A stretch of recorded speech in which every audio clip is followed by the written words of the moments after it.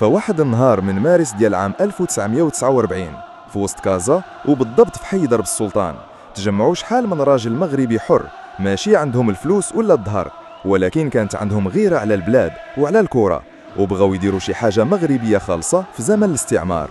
قالوا علاش ما يكونش عندنا فريق ديال الشعب، وهكا تزاد الرجاء الرياضي سميتو جاية من الرجاء يعني الأمل، حيث كانوا كيأمنوا باللي المغرب غادي يتحرر والشعب الفقير يقدر يصنع المجد.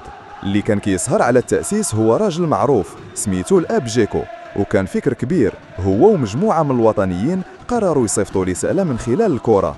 في البداية الفريق لعب في الأقسام التحتانية وكانت الظروف قاسية، ولكن منين المغرب تحرر في 1956 دخل الرجاء مع الكبار وبدات الحكاية.